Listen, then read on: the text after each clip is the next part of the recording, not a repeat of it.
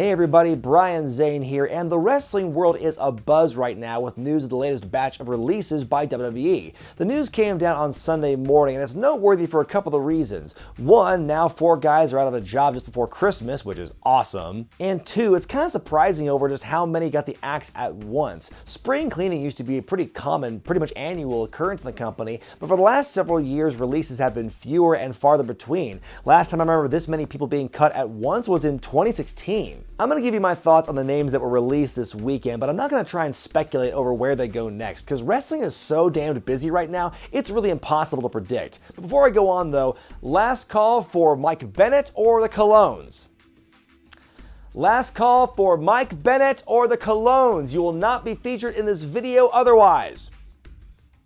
Okay, let's begin. The first release that was announced on Sunday was Sin Cara. He's the former Hunico and the second guy under the mask after Mystico left. He was used very sparingly the last couple of years, mostly due to injury. Before his micro feud with Andrade last month, the last thing I remember him being in was a feud with Baron Corbin on SmackDown back when the future King of the Ring had hair. Oh, and lest we forget the man's backstage fight prowess, going undefeated against guys like Simon Gotch, Sheamus, and allegedly Chris Jericho. The Sin Cara gimmick was really doomed from the start. The original character had all this hype behind it as one of Triple H's first real passion projects, but then it flopped for a variety of reasons and was never taken seriously again. With the increased focus on the cruiserweight division the last couple of years, you'd think that Sin Cara being involved would be a no-brainer, even if he didn't officially make weight. I think the character was a bit before its time, but they did sell a lot of masks. Next came Luke Harper. Out of all the releases on Sunday, this one probably stings the most for a lot of fans, as he was completely mishandled and underutilized ever since the original Wyatt family breakup. He had a good run with Dolph Ziggler over the IC title a few years ago, which gets lots of love to this day,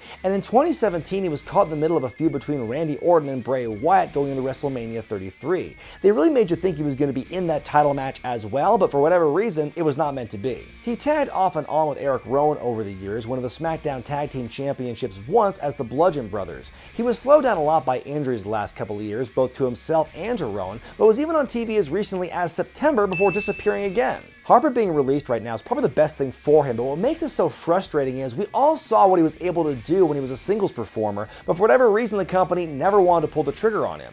Of all the releases this weekend, he probably has the most fan support and the most success at life after WWE, but he's no spring chicken, he's injury prone, and honestly, he's not really an outlier anymore. There are a lot of athletic big men in the mix these days. Wherever he ends up, I just hope that he's happy and he's well paid. Then there's the Ascension, who are probably best known for being the longest reigning NXT Tag Team Champions, the surfer dudes with attitude in Southpaw Regional Wrestling, and about fuck all else. Of all the NXT call-ups, you could argue this one was the worst. Kneecapped from day one, they were cutting these promos that were comparing themselves to teams like LOD and Demolition, then the announced teams would degrade them on the air for saying the things they were told to say. They were never given a fair shake and were complete job fodder from the very beginning. The last time we even saw them on TV was in a feud with Chad Gable and Bobby Roode in September of last year. The most notable part of that was seeing Connor get 2 straight singles wins against them before he and Victor were yanked off TV, never to be seen again before Connor Mania could truly run wild. Even if you don't compare their dominant run in NXT, their main roster run was disgraceful and entirely not their fault. So what does this all mean? Are we going to see these guys get picked up by AEW or NWA or Ring of Honor or MLW or New Japan and set the world on fire?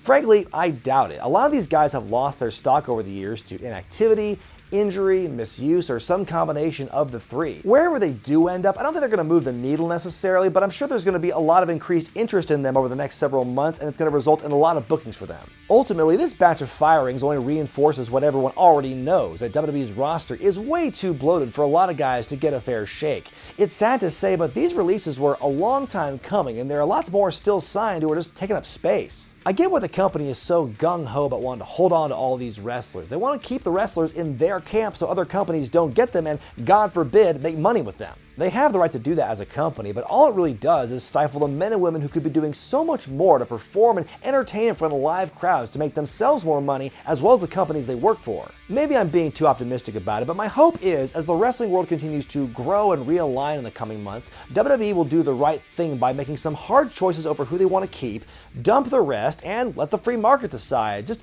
don't do that right before another major holiday, okay? But what do you think about these releases? Who do you think has the best chance for life after WWE? Let me know in the comments section below.